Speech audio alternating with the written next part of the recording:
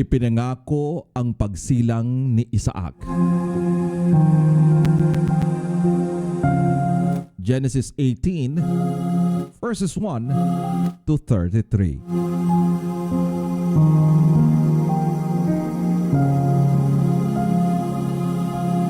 Nagpakita si Yahweh kay Abraham sa may tabi ng mga sagradong puno ni Mamre. Ikainitan ng araw at nakaupo siya sa pintuan ng kanyang tolda. Walang ano-ano'y may nakita siyang 3 lalaking nakatayo sa di kalayuan. Patakbo niyang sinalubong ang mga ito at sa kanila'y yumuko ng halos sayad sa lupa ang mukha. At sinabi, "Mga Ginoo, kung inyong mamarapatin, tumuloy po kayo sa aming bahay. Magpahim nga muna kayo rito sa ilalim ng puno at ikukuha ko kayo ng tubig na panghugas ng inyong mga paa.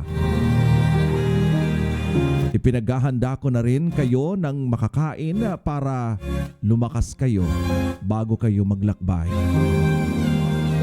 Ikinagagala ko kayong paglingkuran habang naririto kayo sa amin."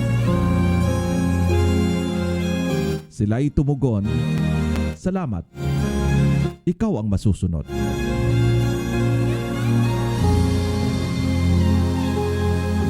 Dali-daling pumasok sa tolda si Abraham at sinabi kay Sarah, "Dali, kumuha ka ng 3 takal ng magandang harina at gumawa ka ng tinapay." Pumili naman si Abraham ng isang matabang guya mula sa kawan at ipinagluto kaagad sa isang alipin. Kumuha rin siya ng keso at gatas kasama ang nilutong karne at tinahain sa mga panauhin. Hindi siya lumalayo sa tabi ng mga panauhin habang kumakain ng mga ito. Tinanong nila si Abraham, "Nasaan ang asawa mong si Sarah?" "Naroroon po sa tolda," sagot naman niya. Sinabi ng isa sa mga panauhin, "Babalik ako sa 1 taon. Sa ganito ring panahon at sa pagbalik ko'y may anak na siya." Noon ay kasalukuyang nakikinig si Sarah sa may pintuan ng tolda sa likuran ng panauhin. Ang mag-asawang Abraham at Sarah ay parehong matanda na at hindi na nga dinaratnan si Sarah. Lihim na natawa si Sarah at nagwika sa sarili, "Ngayong ako'y matanda na, pati ang aking asawa, masisiyahan pa kaya ako sa pakikipagtalik?" Bakit natawa si Sarah at nagsabing kung kailan pa siya tumanda na, saka siya magkakaanak? Tanong ni Yahweh kay Abraham. Meron bang hindi kayang gawin si Yahweh? Tulad ng sinabi ko, babalik ako sa 1 taon at pagbalik ko'y may anak na siya.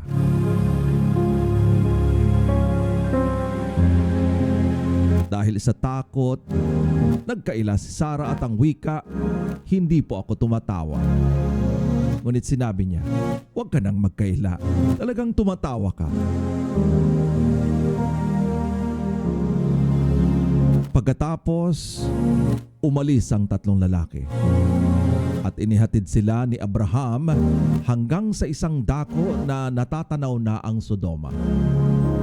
Sinabi ni Yahweh, "Hindi ko dapat ilihim kay Abraham ang aking gagawin, sapagkat pinili ko siyang upang maging ama ng isang malaki at makapangyarihang bansa.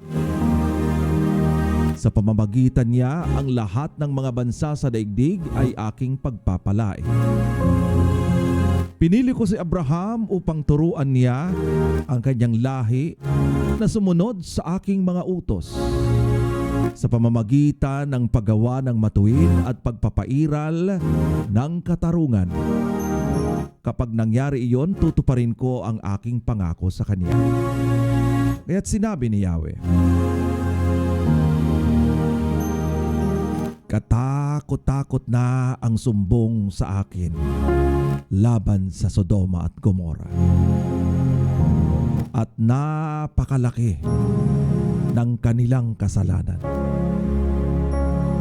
Kaya't bababa ako roon at aalamin ko kung totoo o hindi ang paratang laban sa kanila. Umalis nga ang mga lalaki at nagpunta sa Sodoma. Ngunit naroroon pa si Yahweh sa tabi ni Abraham. Itinanong ni Abraham, lilipulin po ba ninyo ang lahat ng tao? Ang mabubuti kasama ang masasama? Sakali pong may 50 mabubuting tao sa lungsod, wawasakin pa rin po ba ninyo? Hindi po ba ninyo patatawarin ang lungsod alang-alang sa 50 iyon? Naniniwala po akong hindi ninyo idaramay ang mga mabubuti. Hindi ninyo gagawin iyon sapagkat kung ganito ang mangyayari, parehong magdurusa ang masama at ang mabuti. Hindi ninyo magagawa iyon. Makatarungan ang hukom ng buong daigdig. At sumagot si Yahweh, hindi ko wawasakin ang lungsod alang-alang sa 50 mabubuting tao. Ipagpaumanhin po ninyo ang aking kapangahasan, wika ni Abraham. Wala po akong karapatang magsalita sa inyo sapagkat ako'y isang hamak na tao lamang. Kung wala pong 50 at 45 lamang ang mabubuti, wawasakin pa rin po ba ninyo ang lungsod? Hindi. Hindi ko wawasakin alang-alang sa 45 taong iyon. Tugon ni Yahweh. Nagtanong muli si Abraham, kung 40 lamang, hindi ko wawasakin ang lungsod alang-alang sa 40 iyon. Tugon sa kanya, huwag sana kayong magagalit. Magtatanong pa ako. Kung 30 lamang ang mabuting tao roon, wawasakin ba ninyo? Sinagot siya, hindi ko wawasakin ang lungsod alang-alang sa 30 iyon. Sinabi pa ni Abraham, mangangahas po akong muli. Kung 20 na lamang ang mabubuting tao roon, hindi ko pa rin wawasakin ang lungsod alang-alang sa 20 iyon. Muling sagot sa kanya. Sa huling pagkakataon ay nagtanong si Abraham, ito na po ba lamang ang itatanong ko? Papaano ko kung 10 lamang ang mabubuting tao roon? Hindi ko pa rin wawasakin ang lungsod alang-alang sa 10 iyon. Sagot ni Yahweh. Kasabi nito, umalis si Yahweh at umuwi naman si Abraham.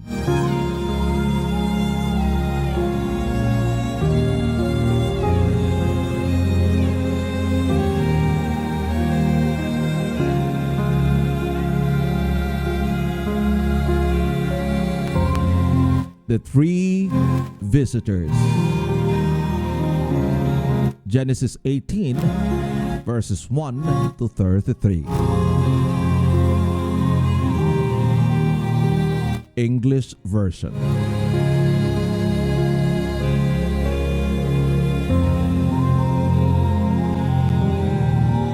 The Lord appeared to Abraham near the great trees of Mamre, while he was sitting at the entrance to his tent in the hot day.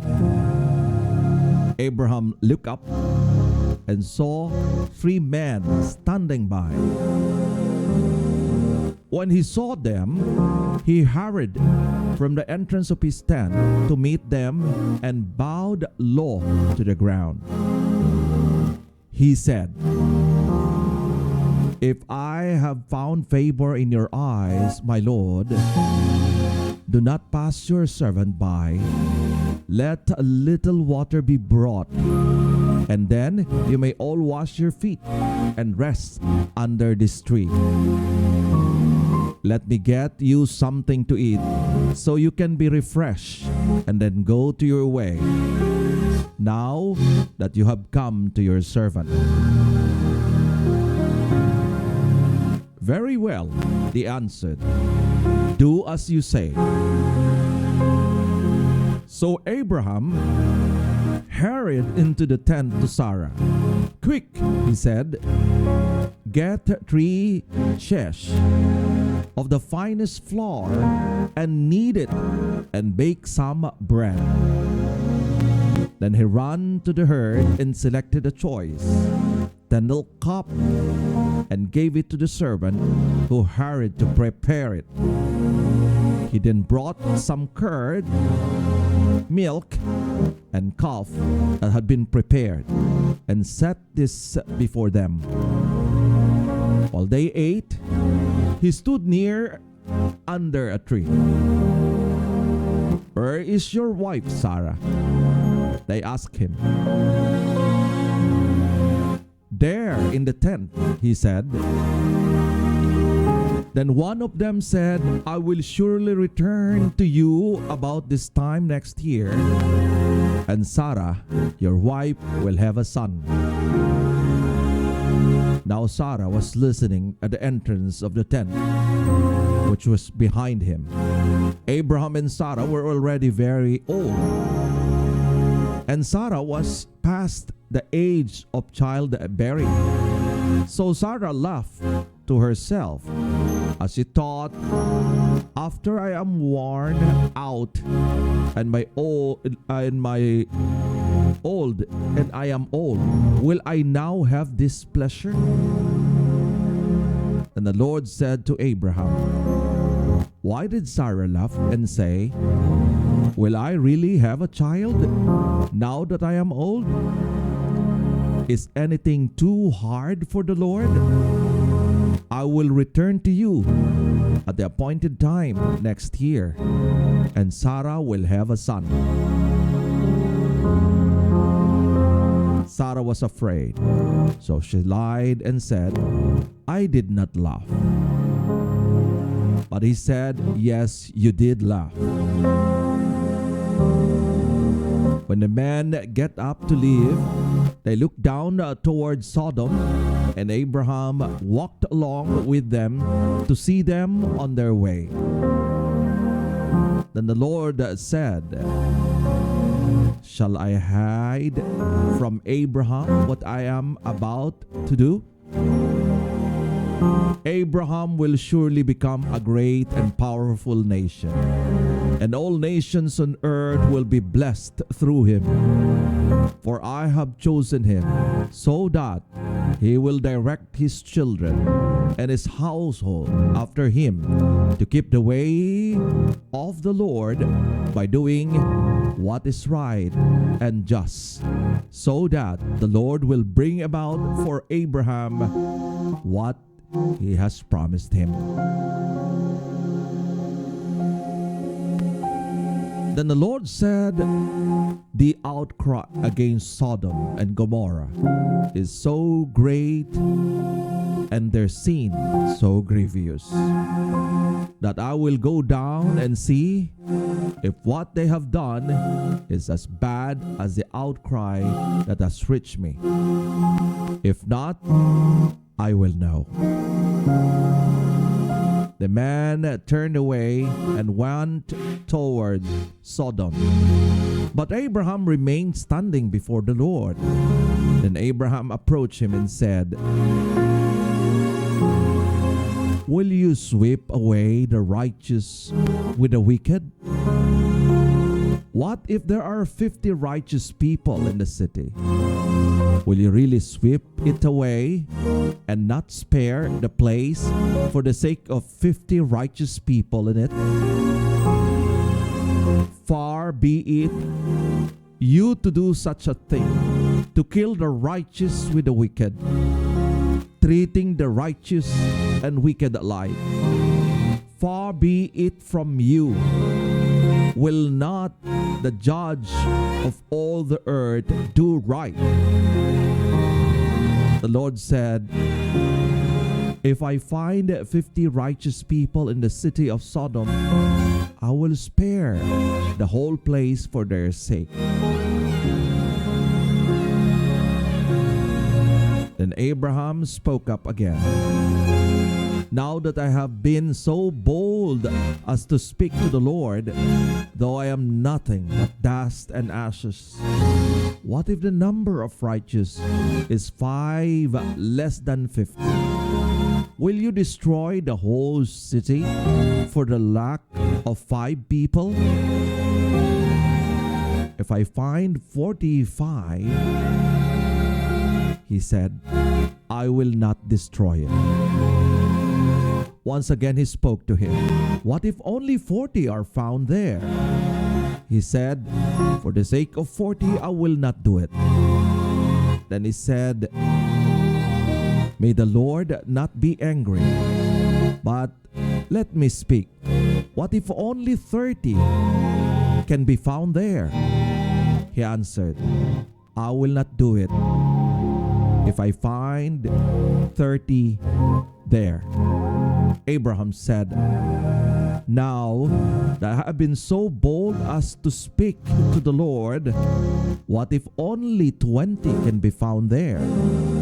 He said, for the sake of 20, I will not destroy it.